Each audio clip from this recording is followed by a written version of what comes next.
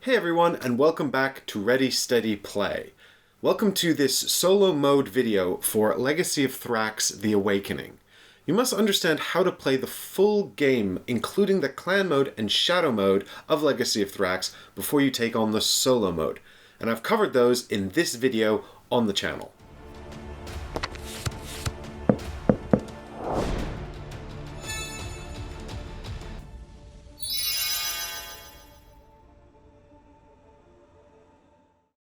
You will take on the role of one of the clans, the warriors, mages, or engineers, and you must reach Damara with more victory points than the shadow player. The game will end either when you reach Damara or at the end of the last day. You may play this game mode at any of the game lengths. You will play the game in almost the exact same way as the multiplayer game, with a few minor changes which I've noted below. You must overcome the magical barriers to enter Damara, and you will gain victory points as normal at the end. The shadow player will be automated. Their behavior will be determined based on these event cards. Each turn, they will work to thwart your plans, and they will accrue more victory points. So, as in the main game, time is of the essence. The solo mode requires one event card deck with 36 cards, 3 chance cards, and Arwell's help sheet. You will need to set up the game as though you're playing a 2-player game of the shadow mode. You will be the clan player playing against the shadow. There are a few minor changes to the setup of the main board. Remove the following cards from their decks. From the quest card deck, remove the Savior, Emergence, and Dusk cards. There are 2 of each. From the following action card decks, for the Engineer, remove the Trap cards, and from the Mage action card deck, remove the Illusion cards. From the Darkness cards deck, the Dawn of Darkness card. Only 1 lost soul is used. Place it in your capital city. Set up your play area as normal, but leave the influence tokens in the box. They won't be used in the solo mode. You can leave the Shadow character sheet, roads, influence token, and all but one of the Shadow's player tokens in the box. You won't need them. The Shadow doesn't need a resource sheet or a player aid either. You will need 1 player token, 10 banners, the Darkness cards, and the Curse tokens. Place the 1 player token onto the Arwell's Blessing board victory point track. Place the Shadow's 10 banners, Darkness cards, and Curse tokens nearby. Place the Shadow hero on the Source of Life space. Place 1 green crystal, 1 yellow crystal, and 1 red crystal, and 2 relics on the Shadow hero's capital. Place the chance cards in order. Black first, then the green-yellow card, then the red-purple card. Shuffle the event deck. Deal 1 event card onto each chance card. The first card on the black chance card is face up. The other 2 are face down. And now we're all set up and ready to play, so let's talk about the gameplay. You will start the game. Your turns are played in exactly the same way as the multiplayer game. You may still duel the Shadow and siege their capital.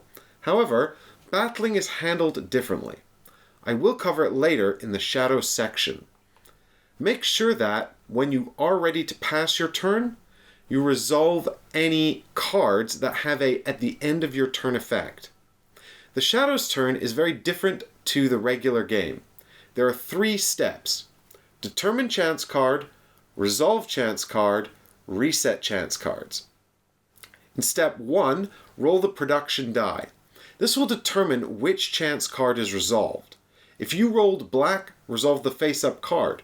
If you rolled a colored face, find the matching chance card, flip the card face up, and resolve it.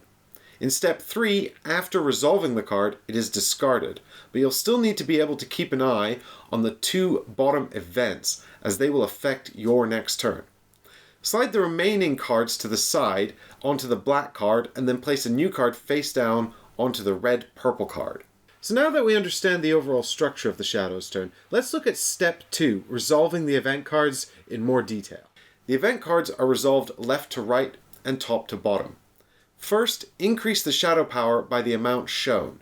If the Shadow power track reaches 9 first, you receive a Curse token, and then you draw and resolve a Darkness card. Finally, reset the Shadow power to 0. Then increase the victory points by the amount shown. Next, move the shadow hero. There are 3 types of movement, which we'll cover in a moment. The bottom 2 spaces may trigger now or be triggered during your turn. Resolve any that are resolved now. The first event always shows a range from the shadow. Count a number of adjacent spaces away from the figure to work out the range. The range of the shadow hero is counted between locations in the same way as the movement of the lost souls. Adjacent locations are range 1, and these locations are range 2, and so on. If an event activates a source of darkness, take the appropriate number of relics and or crystals from the supply and add them to the source of darkness area. The source of darkness is now active with immediate effect. It must be deactivated using the sacrificial altars, just like in the shadow mode of the game. Except in solo mode, you're the only one making sacrifices.